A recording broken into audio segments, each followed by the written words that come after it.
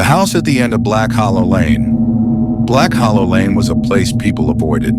It wasn't on any map, and locals whispered about the strange house at its end. No one lived there, but lights were sometimes seen in the windows, and shadowy figures were rumored to wander its grounds at night. Cassie had heard the stories growing up, but she never believed them. As a freelance journalist, she made her living debunking urban legends, and Black Hollow Lane seemed like the perfect subject for her next article. The day she arrived, the sky was overcast, and the wind carried the faint scent of decay. The lane was lined with gnarled trees, their branches like skeletal hands reaching toward the sky. The house itself was a towering structure of rotting wood and broken glass, its facade warped by time. Despite its decrepit state, it exuded an eerie presence, as if it were alive and watching her. Cassie parked her car at the edge of the property and approached cautiously, her camera in hand. She pushed open the rusted gate, its hinges screeching in protest, and stepped onto the overgrown path leading to the front door. The air grew colder as she got closer, her breath visible in the dim light. The door was slightly ajar, revealing a dark hallway beyond. "Hello?" she called, her voice echoing. There was no response, but she swore she heard a faint whisper, too quiet to make out. She entered, the floorboards creaking beneath her weight. The interior was a time capsule of decay, faded wallpaper peeled from the walls, and furniture sat covered in thick layers of dust.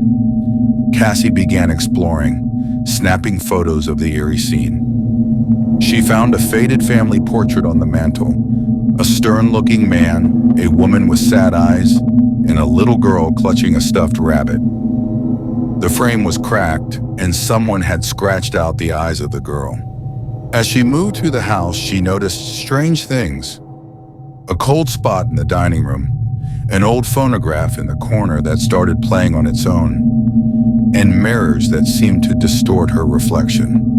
The whispers grew louder. They seemed to come from upstairs. Against her better judgment, Cassie climbed the staircase, her footsteps slow and deliberate. The upper floor was lined with doors, most of them closed.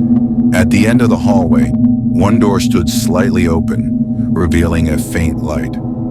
She approached, her heart pounding. Inside, she found a small bedroom. The walls were painted pink, and a child's bed sat in the corner, neatly made. A porcelain doll lay on the bed, its eyes cracked and its face frozen in a smile.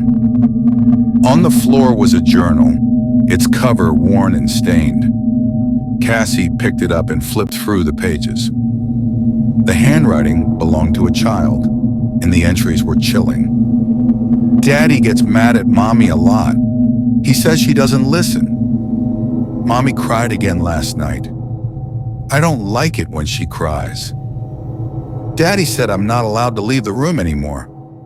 The final entry read, "I don't think Mommy's coming back. Daddy said I have to stay quiet so the shadows don't find me." Cassie felt a chill run down her spine. As she read, the whispers grew louder, more insistent. She turned to leave, but the door slammed shut. The light bulb flickered, casting the room in an eerie glow. The doll on the bed moved, its head tilting slightly to face her. "Why are you here?" a child's voice whispered, though the room was empty. Cassie spun around, searching for the source of the voice. The shadows in the corners of the room seemed to shift, growing larger, taking on human-like shapes. She backed away, pressing against the door. Her hand found the doorknob, but it wouldn't budge. The shadows advanced, and the child's voice turned into a low growl. "You shouldn't have come."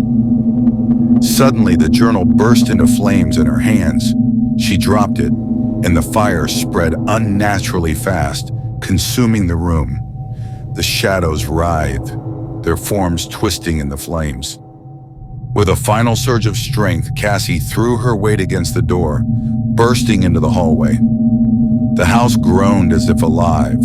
The the walls bending and cracking. She ran, tripping down the stairs and out the front door, just as the house collapsed behind her in a deafening roar.